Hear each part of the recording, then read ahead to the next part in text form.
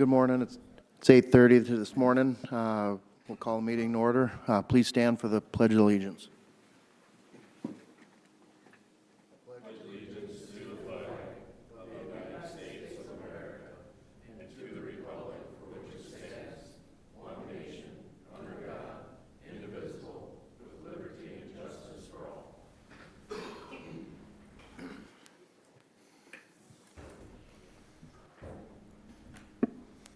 Number 3 on the agenda is approval of the agenda. Do I have a motion to approve? So moved. Second. I have a motion and a second. Any changes, any comments? We do need to add SDCL 12521 personnel to the exec session at the end of the meeting, item number 12.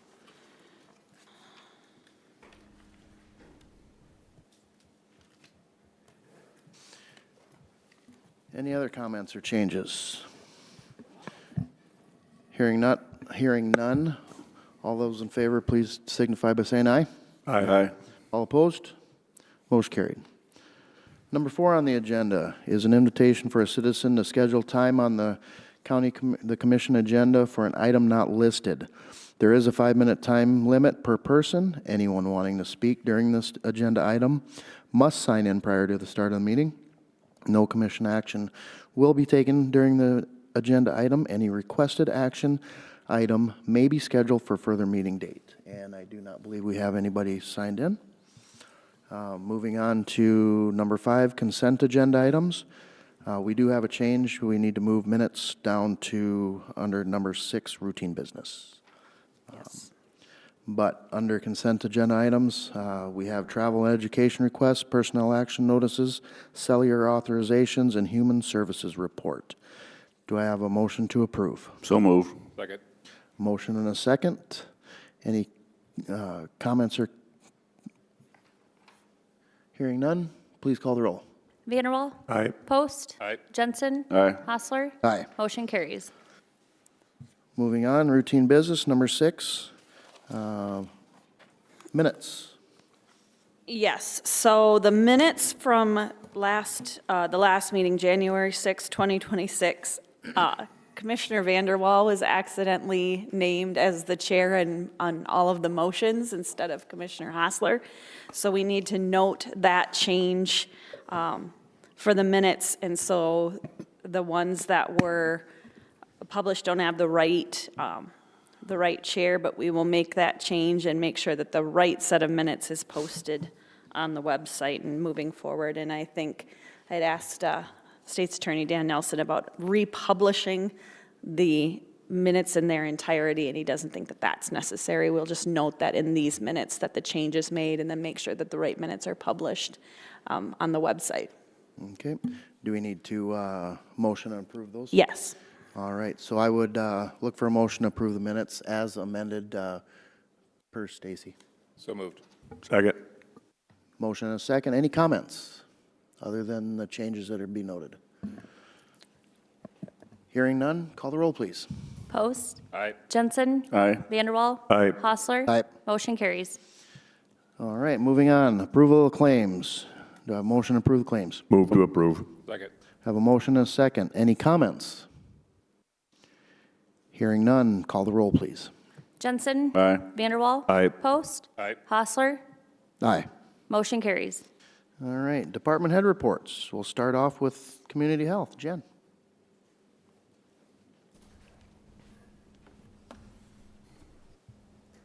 Good morning. Morning. Some new faces. It's been a while since we've been here, but here we are. I'm Jen. I'm one of the nurses at the public health office, and we're located down on South Main. Connected. Public health and WIC are separate, but we're connected in the same group of offices. We continue to collaborate with the Medicaid office, local clinics, and the WIC program to enroll pregnant women in our programs. Once they're enrolled, we provide them with a prenatal education, emotional support, check their weight and blood pressures. As long as they're able to come into the office, we try to encourage them to come in, but if they're not, we do offer phone visits just so we can still reach some of those women. We also do depression screenings during those visits, and safe sleep education is a big part of it also. If they do not have a safe place for baby to sleep, we do have cribettes, or like a pack and play, portable pack and play that we can issue to those moms for that education and for infant safety, of course. Childhood immunizations, we continue to vaccinate kids who don't have insurance or on Medicaid. We have a fair amount that do come through our office who fall into those categories. We also work closely with the Brookings schools within the county and do immunization audits in September. And I want to say a big kudos to Mickelson Middle School this year. The nurse there and the staff really worked hard to get those kids up to date as much as we can. I think our numbers are the best they've been since I've been here, and that's been a few years. So that was pretty exciting that they were working well with us on that. And then in October, we got our flu vaccine in as usual, and we work with SDSU to do a big state employee independent flu shot clinic on campus. And we did 532 this year, which is down from, of course, like the last 10 years, but it was up from last year, so that was encouraging also. School activities, we also work with 2 schools within the Brookings County, and that's Sioux Valley and Dubrook. We go in and do school screenings. In September, we did vision screenings, hearing, oral health, and then fluoride treatment to those parents that consented ahead of time. We'll go back here in February, and in March, I have dates that we'll meet with the 5th graders and discuss growth and development education. We continue to go to POD points of dispensing meetings here in Brookings as our schedule allows. And then our clerical Melanie Kint from you guys is a support person that continues to work 16 hours per week, so she typically works Tuesdays and Wednesdays within the office. And then training for myself just kind of comes up. The state has kind of put together for public health staff immunization conferences, maternal child health conferences, and then this year we're doing school health conference too. So there'll be 3 coming up between the summer and the early fall that we'll attend. And then with our stats, if you got that, you can kind of see those numbers. Our pregnant women kind of vary from month to month. We kind of typically do see a drop over the winter months, but I've already seen like an increase of pregnant moms coming in the last couple of weeks, so that's encouraging. You can see for the cribs for kids program, which was portable pack and plays, we've issued 30 in the last year. And again, there's no charge, that's free to those people that are eligible. Yeah, any questions?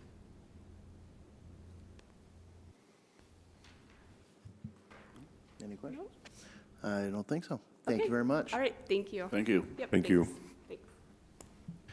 Moving on, highway.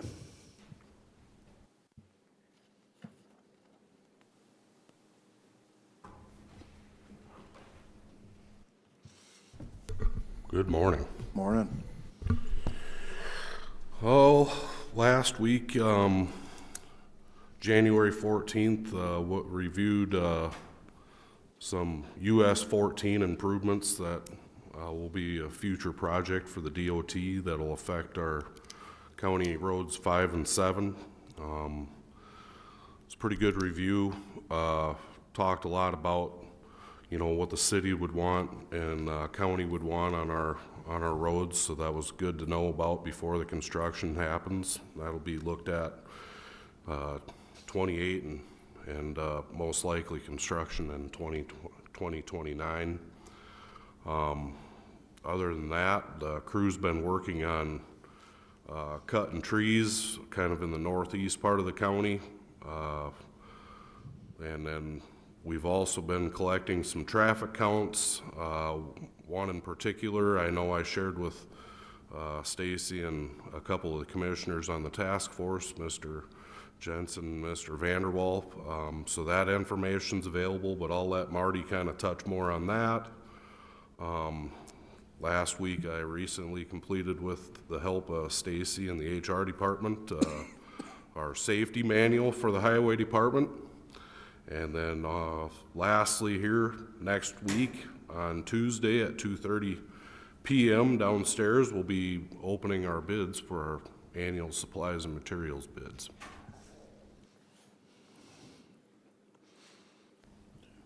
That's all I got, if all you nobody's got any questions. Any questions for Brian? Brian, maybe you've done this and I just can't remember, but have you gotten a traffic count here this winter on Caspian, going south of the soybean plant? No, I haven't. That's a township road. Usually that request comes from the township if we're gonna be conducting a count on their road. Okay, I'll work with them on that then. Thank you. Yep, Anything else? Thanks, Brian. thanks. Marty with Sheriff's Office.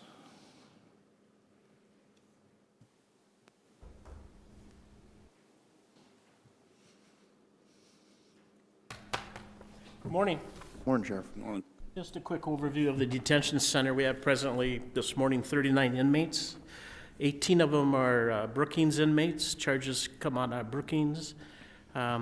We have one out of Hamlin County, and we're holding one for Department of Corrections. And we have 15 U.S. Marshal Service inmates. 24/7, we have 100 participants. 39 come in twice a day for PBTs.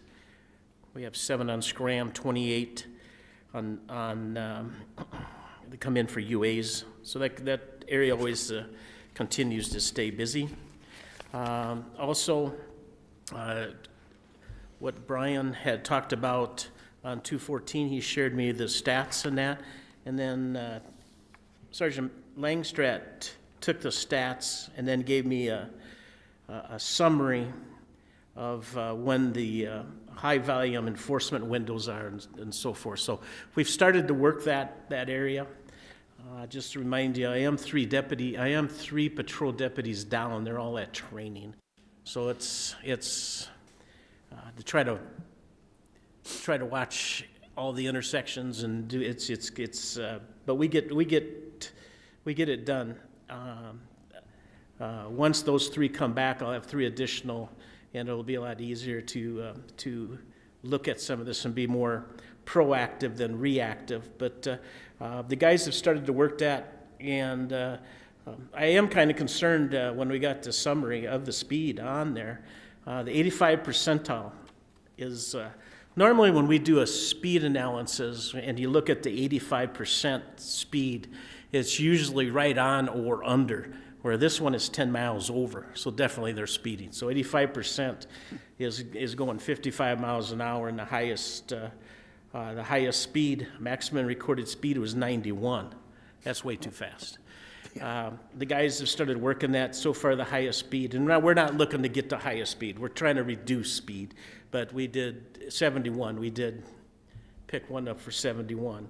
So definitely, and the way it's 45. One thing is because it's my guys are kind of scared to pulling over a car because it's the ditch and so forth. So definitely too fast on there. So that's getting our attention, and hopefully we can, with our presence out there, we're not after the right tickets. If we have to write tickets, we'll write tickets, but it's to bring that volunteer compliance down to 45. So definitely we need to work that area. So other than that, the accidents, the one that keeps us the busiest are deer accidents. Deer accidents continue to keep the guys busy, especially early morning hours between that 6 and 8 on the interstate and so forth. And so the guys stay busy with that.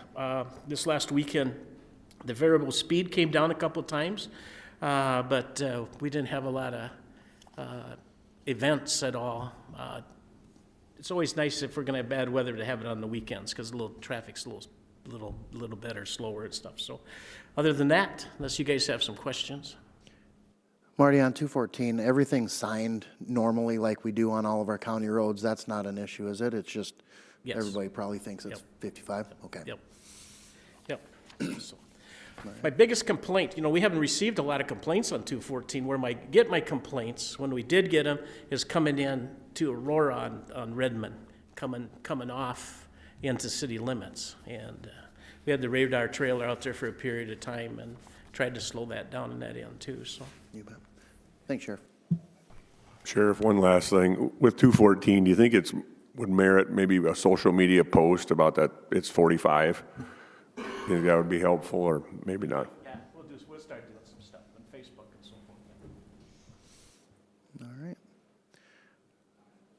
Bob with County Development.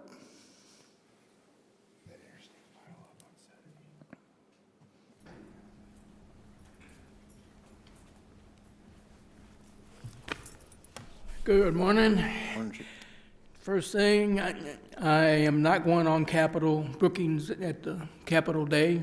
The weather is forecast to be a little iffy over here on this side. I think once you clear out of Kingsbury County, they'll be able to do good. So if they can get out of here and get going, they'll be all right. But I'm more worried about the citizens locally and the winds picking up.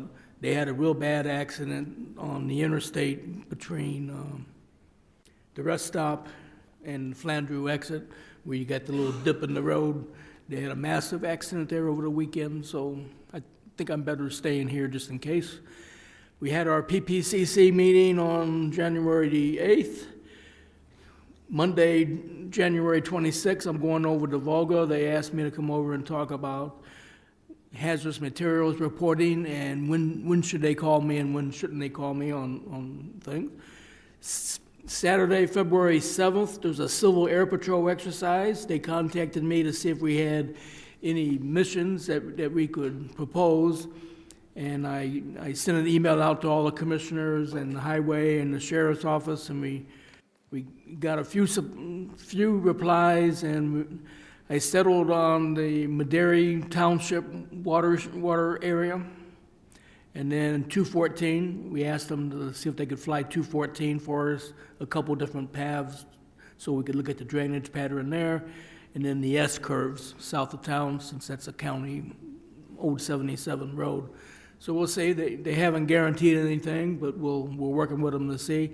Unfortunately, that's also the same weekend as the home show, so I'm waiting. I have not committed to the home show yet. We'll just have to wait and see. To me, the Silver Air Patrol exercise would take precedence. And I got at least one person out of my office, so we'll see. The home show, I haven't paid for that yet, so we'll just have to wait and see if I'm going to participate in that. We are going to have a drainage meeting on February 3rd. Do you have a time for that, ma'am, at this time? No, I don't know that we ever set a time. It would just be at the end of the commission meeting. Okay, we'll start getting invitations out to people at the end of the commission meeting. All right, we'll get that out to them. And American Red Cross, I got a call Saturday night. There was an apartment fire in the city of Brookings. They gave me a courtesy call. I came in the office. I contacted the incident commander at the fire. I didn't report to the fire. I don't self-deploy to things like fires. They did call me and let me know out of a courtesy, so I called the incident commander and said if you want the Red Cross notified, I could do that. So I notified the American Red Cross on Saturday night for them, gave them all the information, and I didn't go out there and get in the way. We had a 911 meeting last Thursday, and Wednesday I attended a Power on Midwest meeting, and we do have a presentation on that. Do you have the PowerPoint? There's two things I want to point out on that for the community. The meeting that was held last Wednesday, right here on the come down to the schedule, right there. This is what they're proposing, and it's a 745 kilovolt power line, major grid. What we want to make sure that the citizens of Brookings County realizes this is not a CO2 pipeline. This is not an experimental anything. This is a valid power distribution line system. So different rules, and the Public Utilities Commission will get involved. You looking at this schedule that they've got here, right now they're in the 2025, 2026 stage. They're getting ready to file with the Public Utilities Commission. They haven't come to like Brookings County for any conditional use permits for anything yet, because our permits are only good for 3 years, and they're not even looking at construction until 2030. So we won't see any actual conditional use permits for substations and laydown yards and things like that until 2027, 2028 more than likely. And there is a 17-page document, but I would bring your attention to the one that says county permits. It's online, they put it online, so there is one that says county regulatory right there, a little bit more, a little bit, right there. And here's what some of the stuff we're gonna, obviously, when they do go to the Public Utilities Commission, I'll request to State's Attorney Nelson's office and the County Commission that the commission goes on as a party of interest, so we know what's going on in Brookings County. And we do this typically for anything that's dealt with through the Public Utilities Commission. That way, we're not blindsided by some filing. But under the county regulatory process, you're talking about conditional use permits, road use agreements between county and affected townships, right-of-way occupancy approvals. Sometimes that includes the county commission. Just depends on where the right-of-ways end up.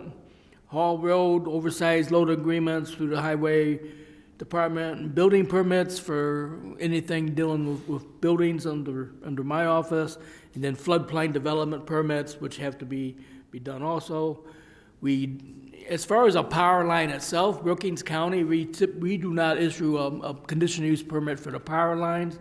What we do is our zoning ordinance allows us to permit for the substation, and they are looking for a humongous substation to permit a 745 kilovolt substations, totally different than any other substation we've got in Brookings County.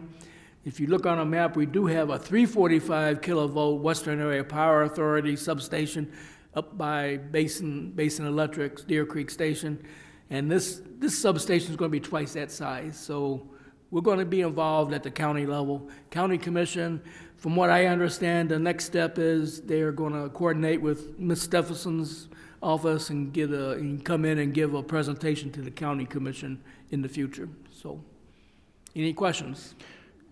My reports. With this line and the substation, where is the closest one that is relevant to this side to us? Is there anything close to us that is the size or these lines? Do you know? I do not know. I could do some research for you and let you know, but in South Dakota, all the big power coming from the dams, those are all 345 kilovolt towers. These are larger Larger than four-legged towers. Okay. And if you look at the documentation that's online with the report, they give you an example of what the towers look like. But they are bigger than the ones that are coming from the Wahi Dam and across. As far as I know, and I'll do some research and see if I can't find you an example. Okay. Bob, is the substation and the transmission line separate projects, or is it all one project? Well, it comes from the Public Utilities Commission probably as one project. But when it comes to our level, that's when we permit the substation.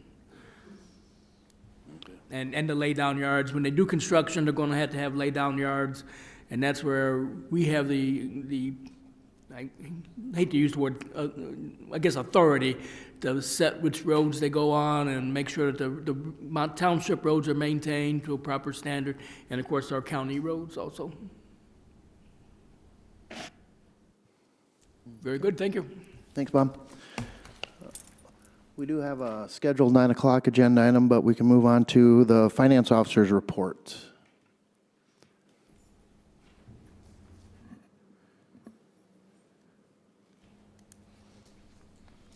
Good morning. Morning. Morning. Mine is really quick.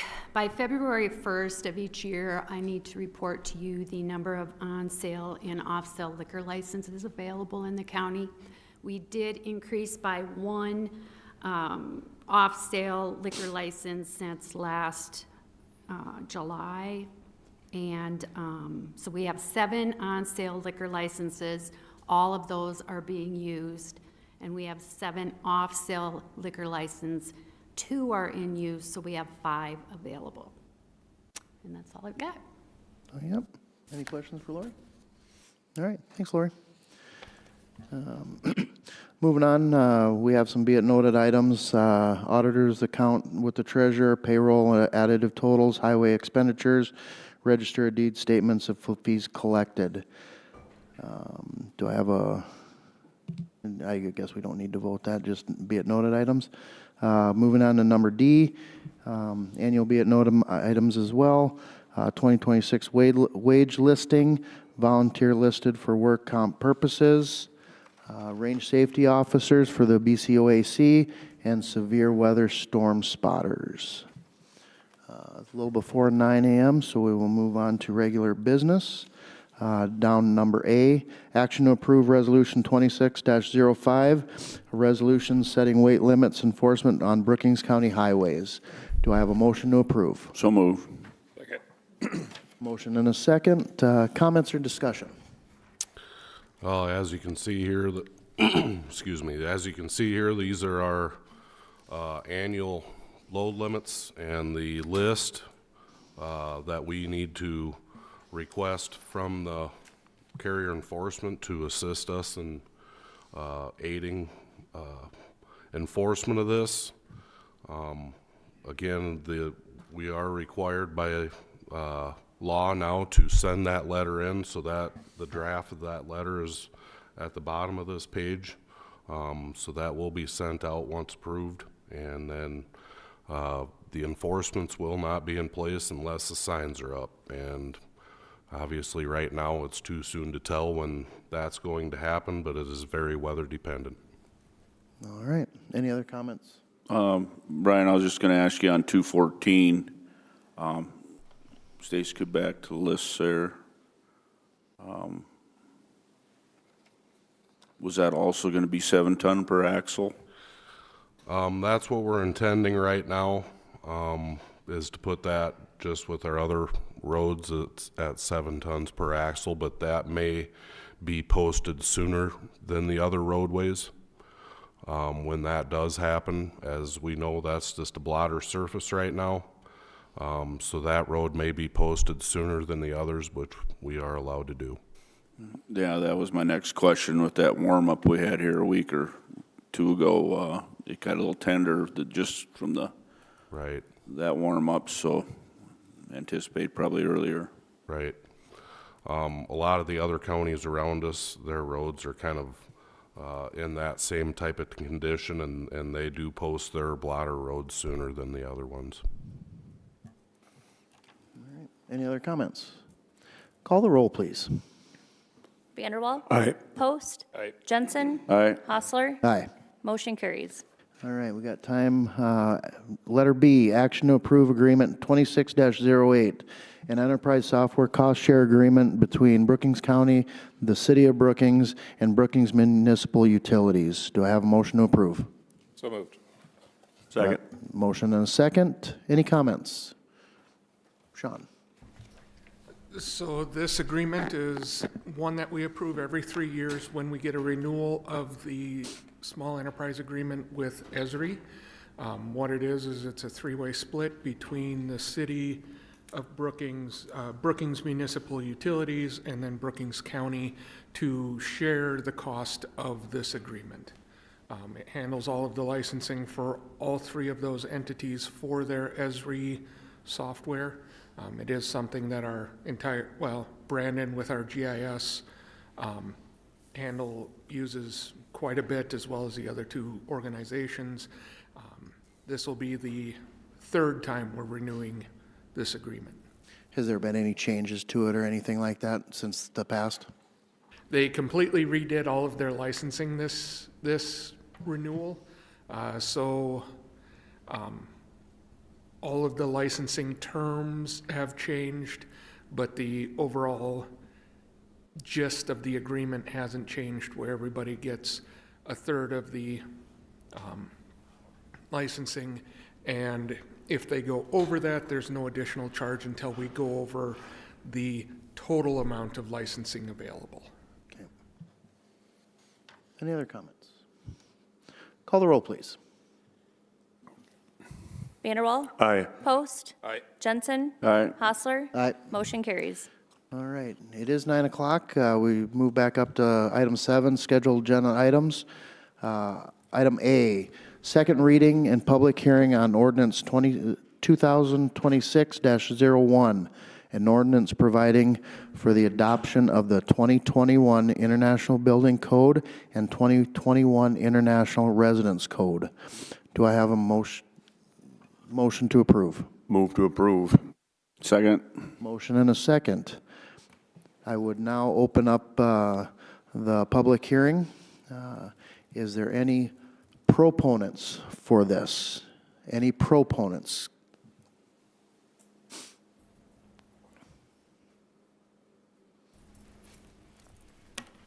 Good morning. Yes, this was proposed by my department and approved by the zoning commission to update our building codes. The International Building Code Group, they look at building codes on a cycle, and our existing building code was 2015, and we would like to move it up to 2021. All this is doing is basically following what the surrounding communities do. So our building inspector is looking at the same type of building, whether he's working in the city of Brookings, Brookings County, or a surrounding county. They're all in the same code. State law, South Dakota codified law, allows us to use this particular one. So we looked at it, and Richard Hagen, my planner, is the one that went through all the legwork and made sure everything matches what we proposed. There's some things that we do delete from this per state law, such as we do not require sprinklers, whereas the actual International Residential Code does require sprinklers. We do not, and that's stipulated in the ordinance. It has been reviewed by the state's attorney's office, and we'll be open for any questions if you have any. Any questions for Bob? Bob, is there any major? No. This is still the public hearing. Sorry, Doug. Okay. Is there any other proponents? Any other proponents? Now we call for any opponents. Is there any opponents that would like to speak? Is there any opponents? Hearing none, we'll close the public hearing and open up for comments.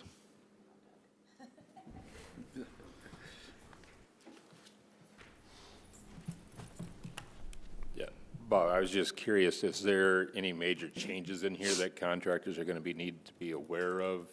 Just the biggest one that I noticed is the wind. I think the wind moved up by approximately 15 miles per hour. Richard, would you like to come up?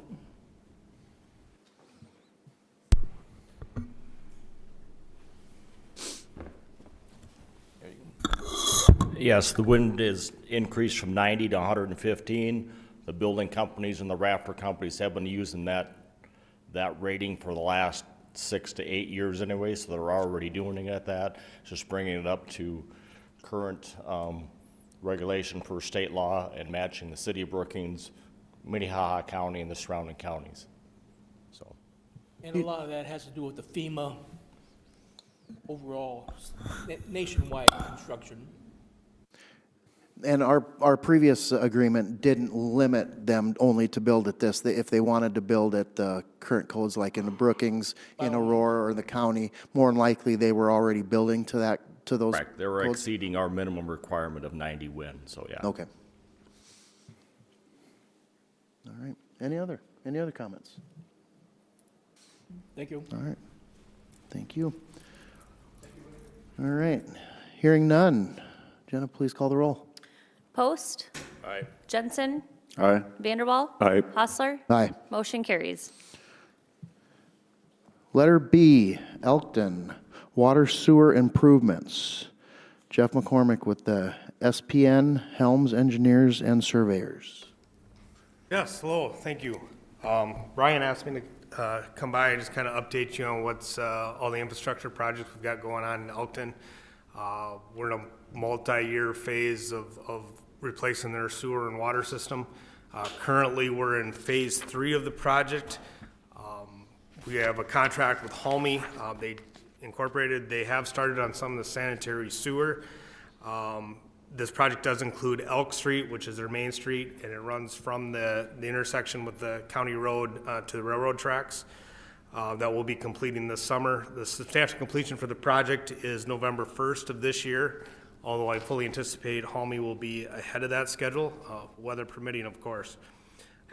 Sanitary sewer, up on the screen right now, you can see we're replacing the sanitary sewer to the middle of North Drive, which is also the county road. on the north side of town.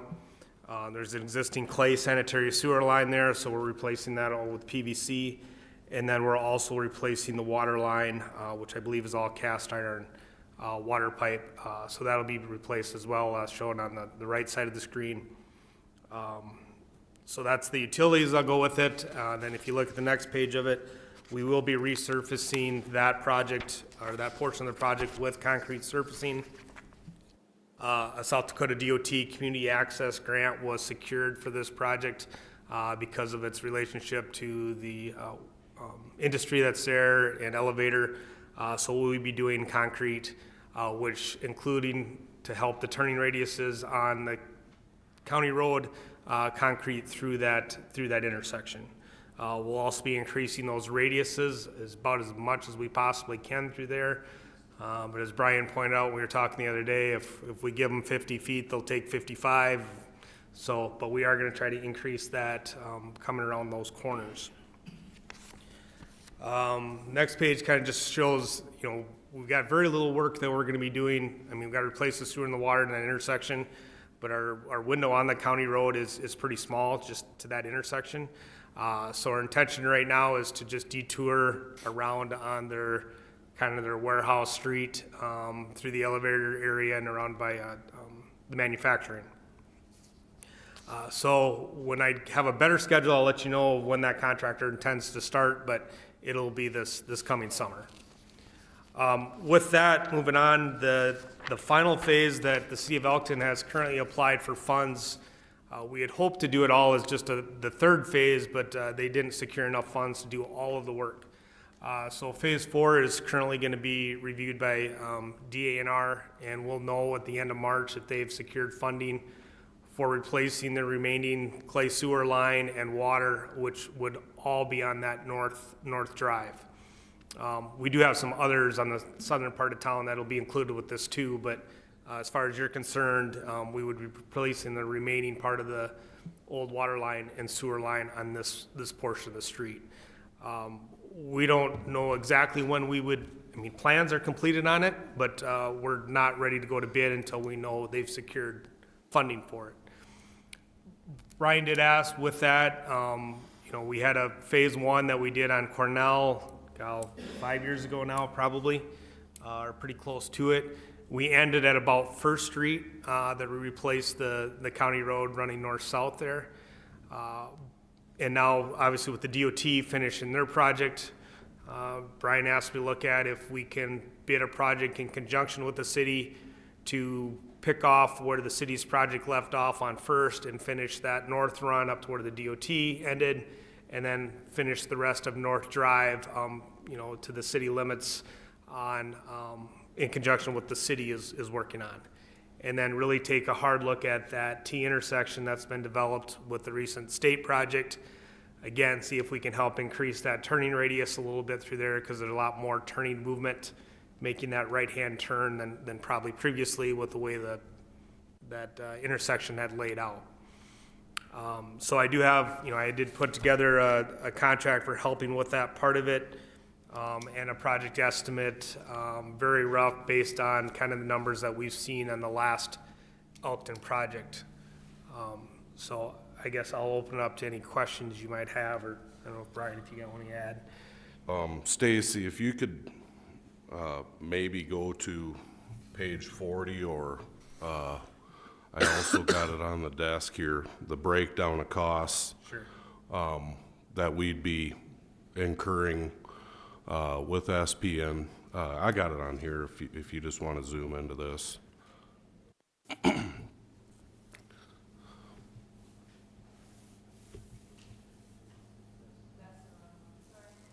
Oh, there we go.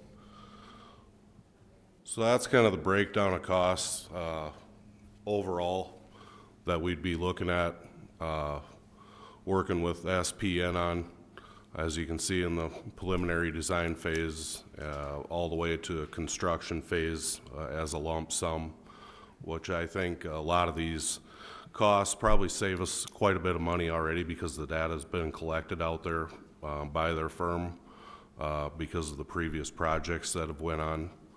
I guess I know I worked with the commission, or Larry and the sheriff, notifying them that, that used to be a four-way intersection, four-way stop intersection there in town. Now we've got it, so you're going through town, or going south out of town on Cornell.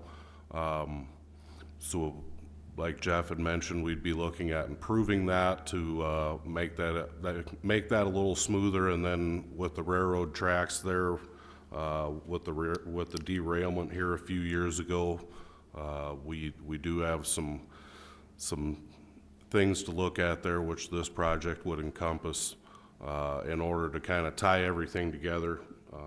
Once Elkton would kind of finish their last phase, and then basically in the town of the city limits of Elkton itself, we'd be kind of all rebuilt in the end. One thing I want to point out real quick, I mean, the fees that you got up there, they'd be lump sum. They'd handle our design phase to the bidding, and then construction administration, which we would include construction staking with that, as that would be included in that part of it, of anything that we could provide for that. In addition to, oh shoot, maybe you don't have that on there. I don't have that. I just made the one There's just a couple pages later into that, we would provide, and I guess some of this comes with how you guys want to handle stuff. Typically, for like the city of Elkton, we're providing a on-site representative that'll be on-site during all the construction. They'll handle any of the compaction testing, any concrete testing that we needed. We've got that estimate. That would be hourly. That'd be $57,000 for that, and that's based on a 143-day schedule with the Phase 4 of Elkton. But we're thinking the county portion of it would be roughly about 38 days of construction that would be involved there. And these are all engineers' costs, correct? Correct, yes, yep. So I will say that, and I don't know, maybe we're a little different than a lot of firms. To me, it makes sense if we've got a person there that's keeping track of quantities and making sure they're following the plans and specification. If I can have them doing some of the compaction testing and concrete testing, rather than the contractor hiring someone and then the contractor mark it up, and then that testing firm's working for the contractor instead of working for you. That's our technicians are certified to do the concrete testing and compaction testing, nuclear gauges, all of that. So we've got that included in that cost. And we wouldn't be looking at doing any of this until the final phase. We'd correlate the bidding time with the city of Elkton's bidding, so that the construction could happen at the same time. And we're looking at that for this year, or So what year? We won't know if the city's got the funding for their portion of this project until the end of March. Whether or not we can, and our plans for the city are completed. So we're essentially, once they've got awarded funding and they close on their funding loans, that they would be ready to go to bid. Obviously, I'd have some work here to do to get this portion of the project up and ready to go. I'd want to be looking at some of that earlier anyways, because that concrete intersection at their main street, at Elk Street, that will get constructed this year. That's already under contract. So if we were going to make any adjustments to the profile or to the width or anything, we would want to do that with that contract coming this season. The remainder of it and tying that in will depend on where that other funding is coming from, and whether we would be ready to bid March, April, May, or if we would need to wait later, or even if they don't receive a favorable package, they might go back for refunding, at a later time, so. Where do we sit with our budget for these fees? I do not have this budgeted, but I wanted to bring it in front of the commission for consideration, because this is probably going to be a future project that we're going to want to consider down the road anyways. knowing that the construction wouldn't happen this year, but getting the design phase going would be probably behoove us in the future. Because what part would the construction we be responsible for? North Drive and then the intersection going south? So, right now, if you want to go back to one of those last figures we had, the one that we showed, the detail of the intersection, that's all currently funded through the city's project. We had one that I had an overall that just kind of showed that red hatch, that one that looked like this one. So the portions that would be outside of that through the intersection to where the DOT left off and where we stopped at about First Street, obviously that would be the county's expense. And then the city of Elkton's project is really to replace what's there. So we know we don't, and it's funded through sewer and water replacement, so we can replace the street to what the street was. We're able to upgrade this to concrete because of the DOT grant that they received. But the rest of North Drive, I really can't do anything more than just replace asphalt with what's there. So if we want to try to widen it, we want to try to make a little bit better shoulders, that extra cost would be to the county. It's going to be difficult. The ditches along there are steep. There is no shoulder. There's no, to me, intention or thought of trying to get extra right away. So to me, the only way I can try to make those ditches more favorable is probably bring the center line profile down a foot or something so that we're able to gather some width and try to make some more manageable slopes along the side of that road. Because we're not going to dig, and the ditch isn't going to go down any further because it's as flat as this table. We got to try to, the only reason water runs out of there is it gets high enough to push itself. But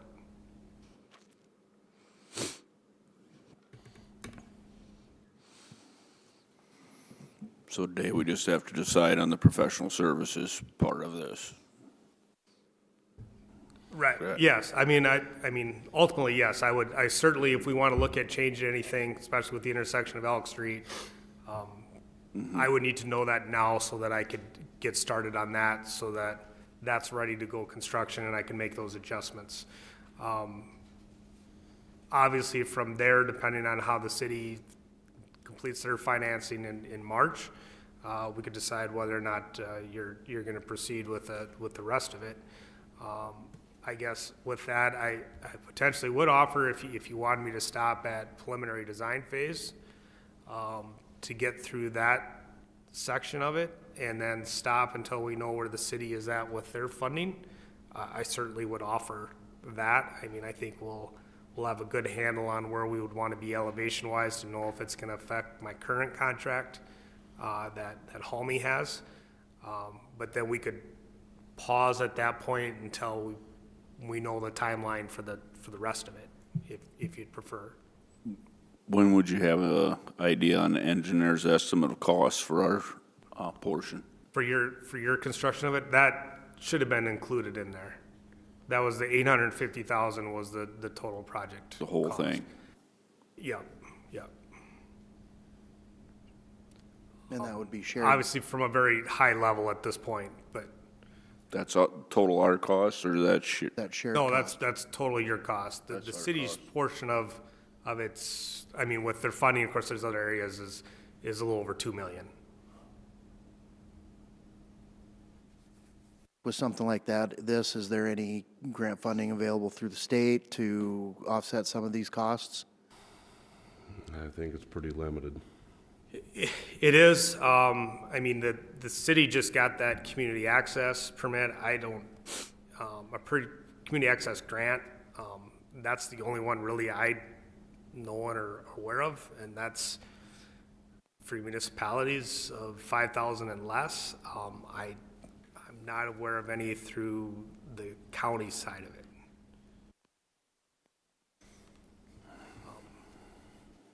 But in front of us right now is the 71,000 for engineering costs.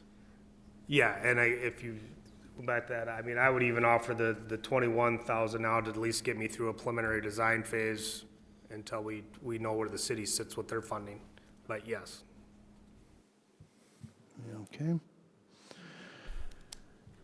All right. Well, thank you. I guess we'll move into, since it's just a presentation, we'll move into the action to approve. Number 2607, a contract with SPN and Associates for professional services for the street reconstruction at 217th Street North Drive. Do I have a motion to approve as presented or with amendments? So moved for the $21,000 for the preliminary. I have a motion for the 21,000 for preliminary. Do I have a second? Second. Motion and a second. Any comments?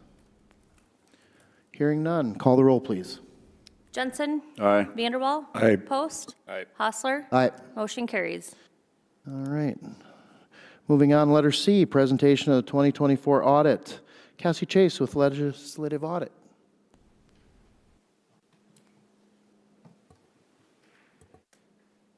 Good morning. Good morning. My name is Cassie Chase. I'm with Department of Legislative Audit. I'm here to do the closing conference for the 2024 financial and compliance audit. I have a few documents that I gave Stacy the other day. The first one is the Board of Governance letter. So this one basically just states that we had no issues working with the personnel at all. The finance office was great to work with. They were quick, got me everything I needed, answered any questions, no complaints. So everything went pretty smoothly, pretty quickly. So that's always great. The management letter is the second one. So this one is kind of where we state any findings that we have. So we had a couple on there. It can be a few different levels for any deficiencies in internal controls. We have material weaknesses, which is the most severe, significant deficiencies, which isn't as severe. Those two would be quote-unquote written comments. And then we have other types of comments that don't fall under those two categories, but we thought it was important enough to bring to you guys. So the first one we have is just a significant deficiency, so not as severe. It is deficiencies noted in internal control in financial reporting. So basically we just had quite a few adjustments that needed to be made to the financial statements for some material errors, or just so that the presentation balanced throughout the statements and that kind of stuff. Nothing too crazy. Then the other thing was not a material weakness or a significant deficiency, but fell under that other category. I think we've discussed this one with you guys before, maybe last year. We have a custodial fund, the Brookings Fire Association Fund, and we have determined that all of the money within this fund is actually county money, so it should be operated within the general fund, basically. It's all general fund cash. So we just recommend that that money be moved over to the general fund and then to do an assigned fund balance within the general fund for that money, basically. So, but that was basically all that we had for those. I also have the schedule of comments for a little bit more detail on that one written comment, but like I said, that's a pretty common one across the board, I would say, so nothing crazy. And then we just have the letter of representation, and that one just requires a signature, basically stating that you acknowledge all of your responsibilities as a board and management, and yeah. Any questions for me? Any questions for Cassie? We appreciate all the hard work that you put in. Thank Yes, you and very much. next time I'm hoping that I can sit down with you beforehand. I had a crazy summer schedule going on, and every time you had a meeting, I wasn't around. So hopefully next year I can catch you at the beginning. All right, well, we appreciate it. Thank you. And then I just need a signature on that letter of representation is all, so. You bet. You bet. All right. So moving to action to authorize Chairperson Hostler to sign a letter of representation for the 2024 audit. Do I have a motion to approve? So moved. Second. Motion and a second. Any comments? All those in favor? All those in favor, please signify by saying aye. Aye. Opposed? Carried. Thank you. All right.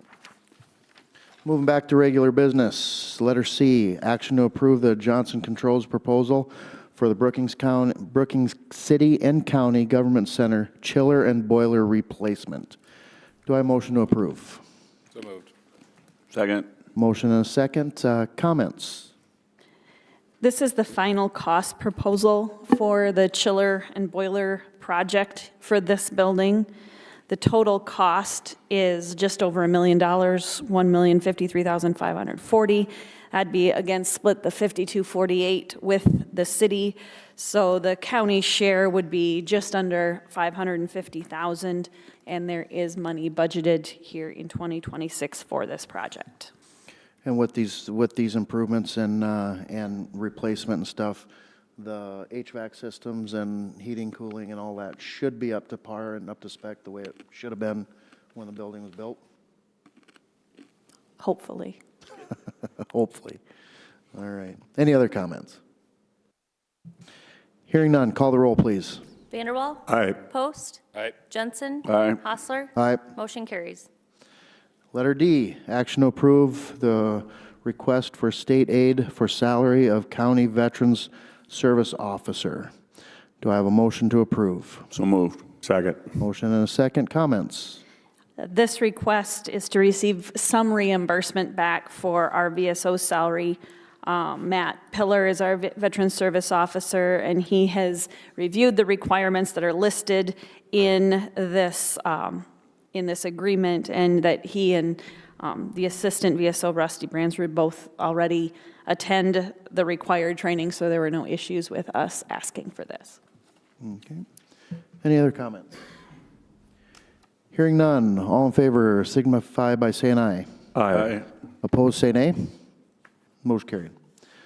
Letter E, action to automatically supplement for unanticipated expenses incurred and reimbursement made to Brookings County in the amount of $160,057.95 for reimbursement for the Samara Avenue project to General Line 201-4311-4226. Do I have a motion to approve? So moved. Second. Motion and a second. Comments? This is, again, reimbursement from the city of Volga for the Samara Avenue project. Any other comments? Hearing none. All in favor signify by saying aye. Aye. Opposed, say nay. Motion carried. Number 9, Commission Department Director Report. In front of you is the Veteran Service Officer report for December. 1 DAV ride and 5 other types of rides, 2 outreach events. Both Matt and Rusty had attended the mini conferences via Teams, the South Dakota DVA mini conference. So that was the training last month. And then just kind of a recap, 2025 benefit payment information. Over $1.2 million came back to our veterans in retroactive payments. So we are doing a good job here in Brookings County. That's money in the pockets of our veterans and being spent here in the area. So that is good. December month-end general fund surplus, that information was included with my report. We ended the year at 28%. We want to be right about that, so I think we did a really good job. It's slightly above the 26.6% 10-year average. We did receive some information from Matt Bray. He's the area engineer with SDDOT regarding some safety mitigation measures that were discussed last year. That email is included with my report. There was also some references, some concerns about some potential increase in traffic at the soybean plant over at Volga, about some Minnesota trucks maybe coming over and whatnot. it states Highway 14, but an alternate route, they said, was State Highway 30. On that map, though, it shows, as we all know, State Highway 30 ends at 471st Avenue, or Old Highway 77, north of Brookings, and then turns into a county road over to Bruce and then south into Volga. So I think they were thinking that they were trying to keep most of that traffic on state highways, but that is the alternate route that is shown definitely includes some county road traffic. I think it's just something that we just need to be aware of at this time. Unless Brian or if you guys had any other comments on that. I did forward that also to Matt Bray, and Matt Bray sent that off to carrier enforcement, because I think it becomes a reciprocity issue with the state on how they collect their IFTA money. And that was a question. I didn't understand why, if they're coming to Minnesota, they didn't take 29 down to the bypass and go to Volga on state roads instead of utilizing the county roads. Is it just an oversight, or? Because I believe they would have to collect the fuel tax money due to the use of the state roads and it being outside of the reciprocity that's currently written. Larry. Okay. One question I had with that 20-mile reciprocity, can that at some point in time be changed to 25? I look at the highway interstate system, and at one time that was 70 miles an hour, and then it moves to 75 and now 80. Is that something that we can work with the state and change that reciprocity from 20 to 25? And then we can get away from this alternative route, because they could. I'm not sure. That's above my ability to work with them on. I think that might have to come from you guys as commission. Because is that set in state law or codified law, or is it just policy I believe so. in codified law? I think we should look into getting that reciprocity changed, and then we can get away from this. And maybe there's reasons that I'm not understanding today, but big picture, that makes the most sense. And I'd like to hear anybody else's comments in regards to that. Yeah, if we can open up that conversation. But that's my concern. We had our county roads that aren't built up to the same standards as interstate. You'd think the state would encourage the use of the interstate and Highway 14 instead of their county roads, if we can get that changed. Well, because you got to look at another one that you just approved was our weight limit, our weight limit enforcement, and County Road 6 over to Bruce is obviously open to get those businesses and everything 24/7, 365. That road's not posted, where County Road 7 is posted, or 466th Avenue between County Road 6 and US 14, that is posted in the spring. Okay.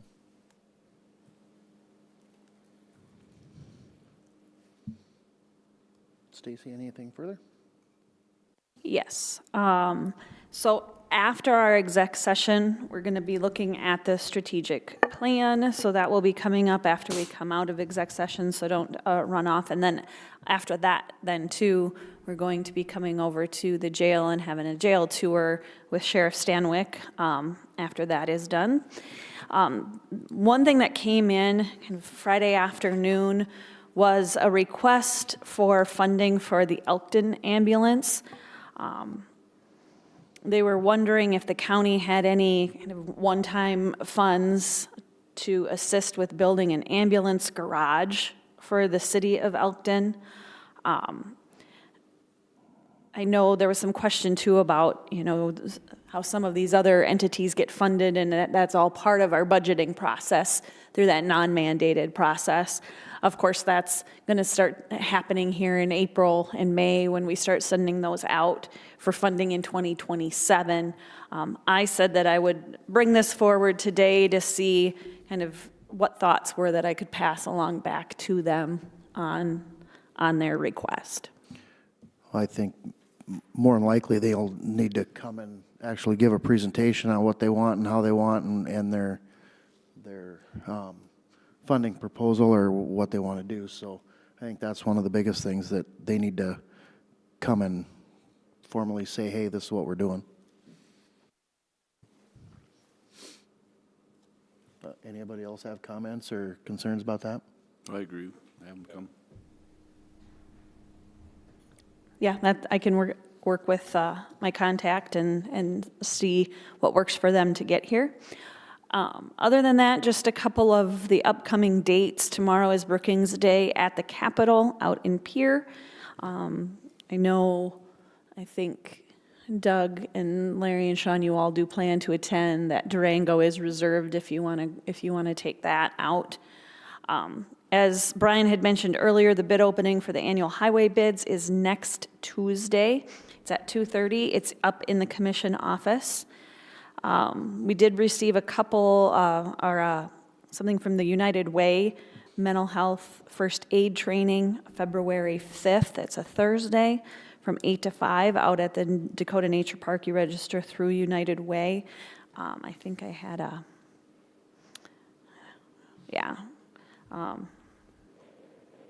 what's there? Okay, so yeah, there's a couple of them here. There's the mental health aid first training. Then there was another one too on February 18th, they're Stronger Together. That information is included with my report in your packet. February 16th, offices will be closed for President's Day, and make sure you all have the Towns and Townships meeting on your agendas for February 26th. That's all I have, unless you have questions for me. Anybody have any questions for Stacy? All right, moving on. State's Attorney's Office report. Moving to number 11, Commissioner reports. We'll start with Commissioner Vanderwall.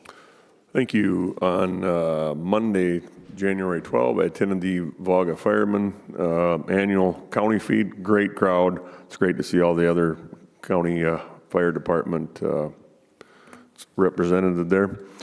On January 14, along with Commissioner Jensen and Highway Superintendent Gusted, I attended the Highway 14 improvement drive-through. Very informative, and Brian pointed out earlier, construction tentatively for 2029. Later that afternoon, as Bob Hill mentioned, the Big Stone to Brookings power line presentation. I was there as well. It was a good crowd. Great to see so many citizens asking good questions. I think that, and then finally, on January 15, I attended the 911 quarterly meeting here in this building. And that's my report. Thank you. Commissioner Post. Yeah, on January 17th, the morning out at there at Brookings Outdoor Adventure Center, I attended the Republican meeting out there, and that's all I have for this week. Commissioner Jensen. Yeah, I talked with Matt Bragg again last week on the rumble strips on the intersection, as Stacy had in the report. One of the reasons the state, the contractor, after they do these rumble strips, they do a application of oil over those rumble strips to seal them, and it needs to be at least 40 degrees to do that. That's kind of the hold up there. He also mentioned that the flashing stop sign was ordered in November, and he has no idea why it's taken so long to get that, but as soon as they get that flashing stop sign, it will be installed. With that, January 12th, also attended the Volga Firemen's Appreciation Feed over there. Well attended, like Commissioner Vanderwall said. On the 14th, I did Highway 14 review in Volga. Looking forward to moving forward with that process. I attended and thinking it wouldn't take as long, but they did a thorough job over there, and we got our concerns addressed. So thank Mr. Gusted for doing that also. And at noon that day, I went to a Conservation District meeting. As of now, tree plantings and grass seeding acres are down. Looking for people to sign up, encouraging people to do so. That evening, I stopped out at the transmission line presentation, open house. Like Commissioner Vanderwall said, there's a lot of questions being asked and concerns, a lot of concerns voiced out there. That concludes my report. All right, thank you. That brings me, on the 8th, I attended the PPCC pod meeting that Mr. Hill referenced over at the hospital. Then later that afternoon, had a Brookings Regional Growth Alliance board meeting. And then on the 12th, we met with Brookings Regional Growth Alliance subcommittee for the CEO search and reviewed 6 of our CEO candidate applications. And then on the 15th, attended the E911 meeting here in the Government Center over in 300. And later that afternoon, we started our virtual interviews for the Brookings Regional Growth Alliance CEO. We had 3 interviews on the 15th, and then on the 16th, we had 3 more virtual interviews. We have narrowed that down to 3 for a second interview. Very, very promising and knowledgeable candidates that we interviewed, all 6 of them. The 3 are local, 2 from West River out in the Rapid City area, and 1 from down in Iowa. So more to come with that, but we do have interviews scheduled later in the month for them, and hopefully we can get a CEO seated for the Growth Alliance. On the 17th, I also attended the Brookings County Republican meeting at the Outdoor Adventure Center, and then last night I attended and visited with the Sioux River Republican women over in the 21 building. And that is my report. Moving on to number 12, executive session. Executive session is in accordance with South Dakota Codified Law 125-2. We'll be discussing subsection 1, personnel, and subsection 3, consulting with legal counsel. Do I have a motion to enter into executive session? Second. Motion and a second. All in favor, signify by saying aye. Aye. All opposed? We are in executive session.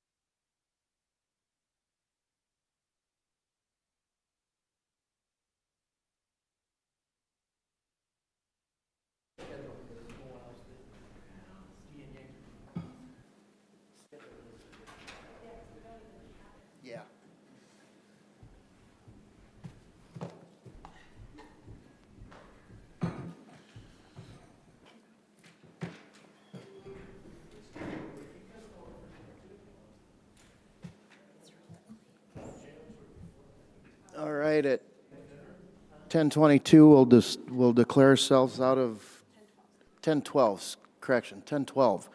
Declare us out of executive session.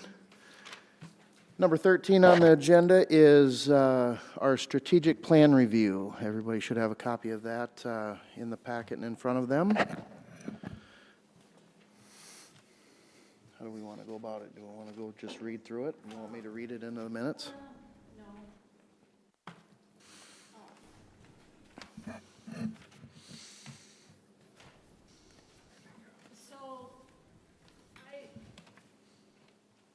So I have went through this prior to the meeting and looked at some things that made some suggestions. You can take them or leave them, I guess.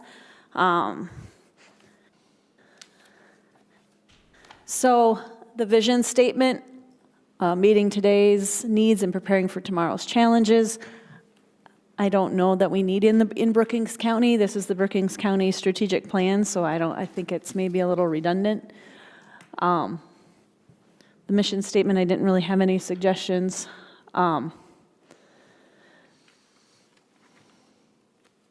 Principles, I think we're fine under teamwork. I think I had crossed out, it said work together to build strong communities and maximize resources. I think maybe to build a strong county and maximize resources rather than communities was just a suggestion that I had. The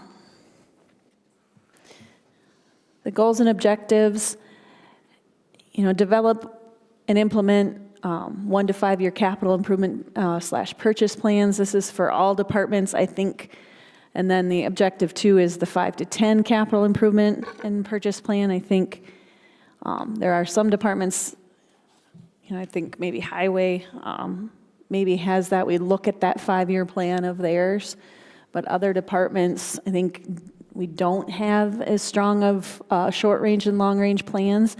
I know that they're asked for at budget time, but I think those can maybe be a little bit stronger, unless it's not something that the commission is interested in. But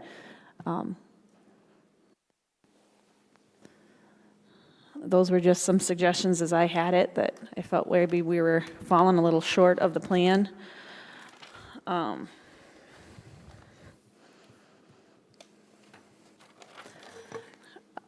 If it comes into focus. Then down to this objective 2 under goal 2, the salary study. First District Association does do these occasionally. The South Dakota Association of County Commissioners, they do them. They have been doing these about every 2 years. So I added them, just kind of added them in that we will look at those and review those salary studies as they become available. If anything needs to be researched on an individual case-by-case basis, we will continue to do that by reaching out to kind of our comparable counties. But basically the addition there is just the SDACC.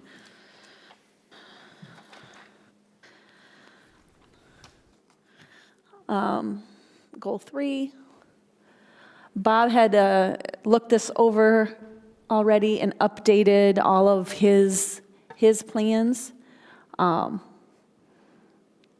think we got rid of that emergency management state and local. The local, changed that to local emergency management performance grant. And then the PDM, or the pre-disaster mitigation plan, that got updated and is now valid until 2030. So Bob reviewed those and looked at those.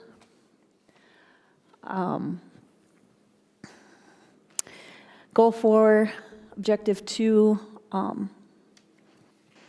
schedule and host a minimum of 1 annual meeting between county agencies and resources to include municipality, school district, Brookings County. We don't do that. We maybe did years ago, 1 annual meeting. I think this could maybe be changed. I know BEDC is hosting those more regional type meetings now that include municipalities and I think school districts and whatnot. So maybe that could be changed to, making sure that we're attending those regional stakeholder meetings with BEDC. Brookings Regional Growth Alliance. Brookings Regional Growth Alliance. And then the annual Chamber of Commerce intergovernmental meeting, that doesn't happen anymore either, but the quarterly meetings do happen with the mayor that I know we have Larry and Kelly that go to. So, yeah, changing that blue to the Brookings Regional Growth Alliance, regional stakeholder meetings. We also one time had a meeting with townships and small towns. Well, the Well, I did township at one meeting, the township meeting, we have the annual towns and townships meeting. Was that listed, noted on there?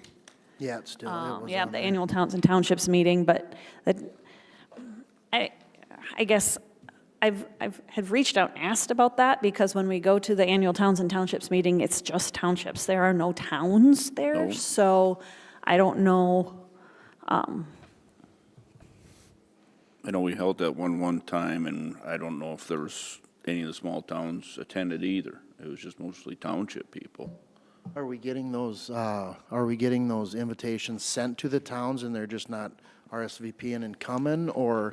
I know, and it's been a number of years that I reached out to all of the small towns, just asking too if they would like a commissioner or myself or someone to come to their meetings to visit, to discuss, potential needs, potential partnerships, and I got no response back from anyone.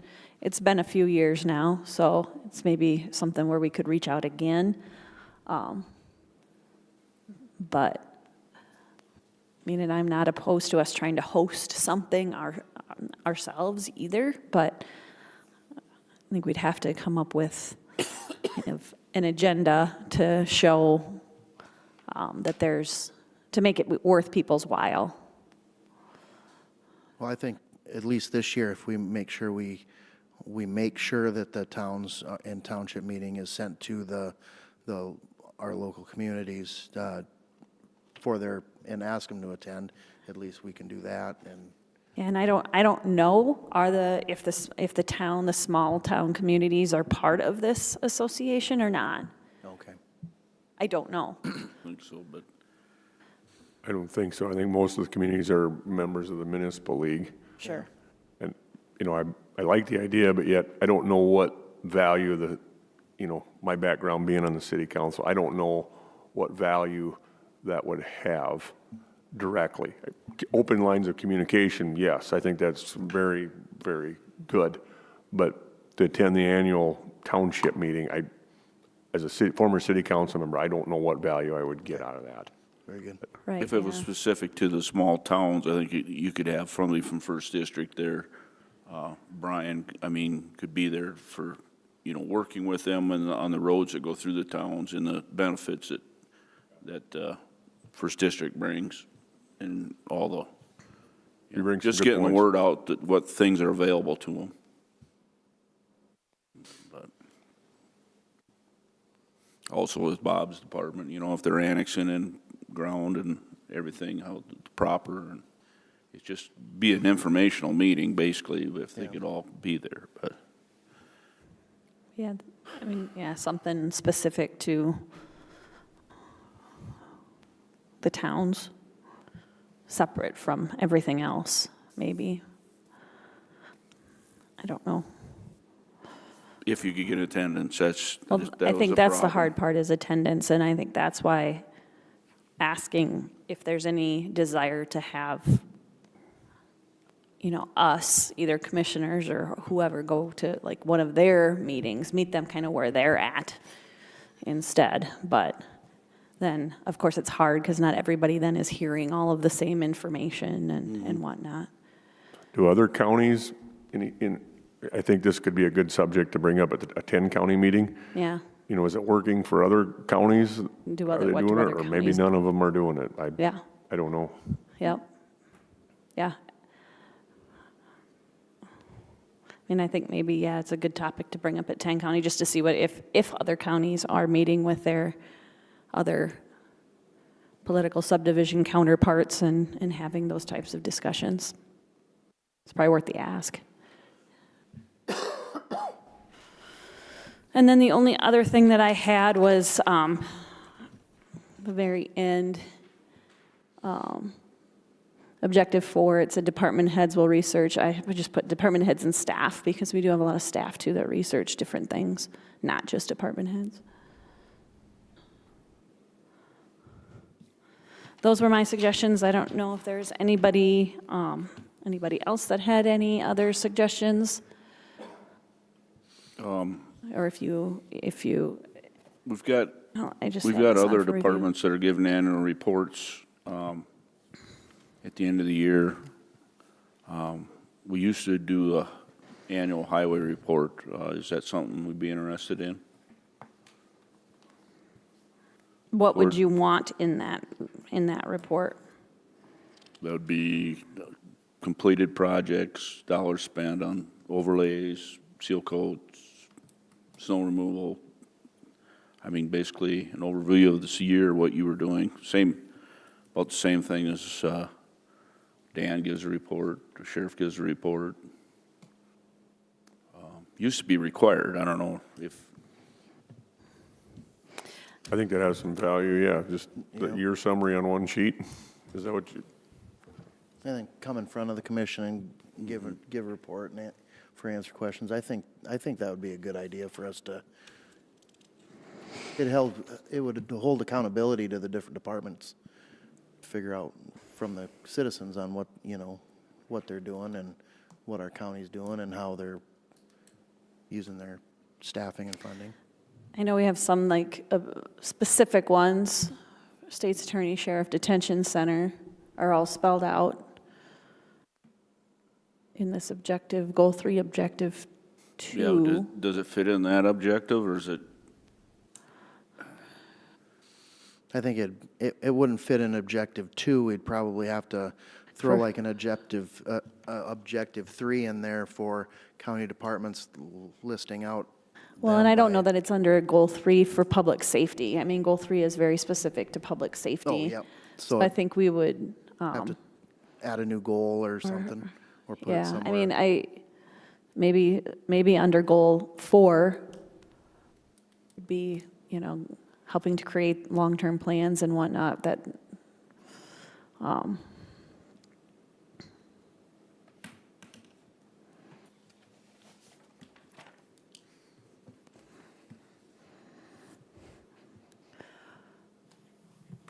because, yeah, I know, Bev with Register of Deeds comes in and gives a year-end report annually.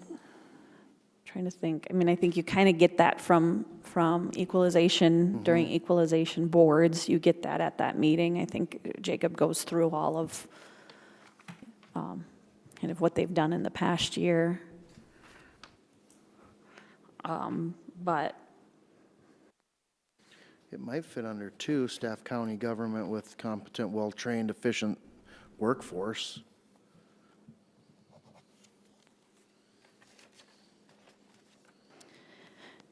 yeah, and I know the annual report that I provide at the end of the year has a lot of the financial stuff that the finance office would probably report, but maybe something, I don't know if there's more on that more on the treasurer side, the motor V side, that I'm just trying to think department by department, what that would probably, what that would look like. Well, and we'd also, building on that with our outstanding liens and on all that outstanding stuff, having a report on that, which I believe we get that. through Yeah, that we get anyway. monthly from them anyway already. So, and I think we probably get some of that information every month from the finance office already.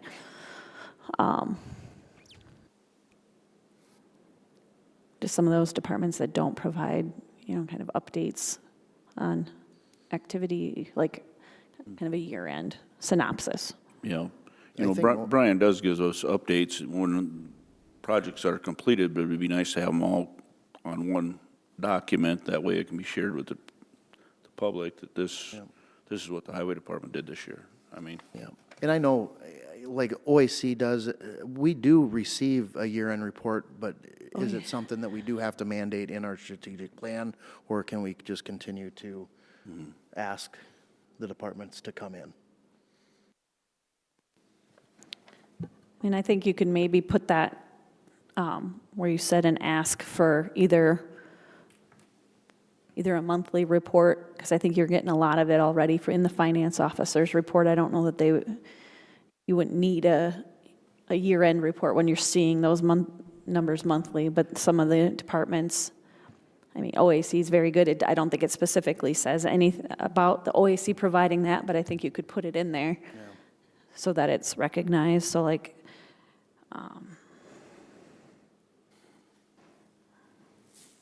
highway, BCOAC, maybe weed.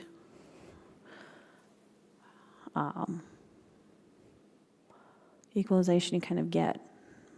Bob, I don't know if, yeah, and Bob always does, he always does one, Bob always does one. Yeah, I think in my tenure, we have always received something from the weed at the end of the year, or the beginning of the year for the previous, and that's so. Yeah, deeds is already, I mean, we could just spell it out, but we could already address the fact that you're getting monthly finance officers' reports, just say to continue to receive those. Okay. Anything else that you'd like to see? Anything further? All right, yeah. So what I'll probably do is make some of these changes and bring it back to you then as a final document here at one of the next meetings for reapproval. Okay, sounds good. All right. Moving to number 14, adjournment. Do I have a motion to adjourn? motion adjourn. Do I have a second? Motion and a second. Any comments? All in favor signify by saying aye. Aye. Opposed? Thank you. We are adjourned. We will be meeting over at the jail shortly for a tour.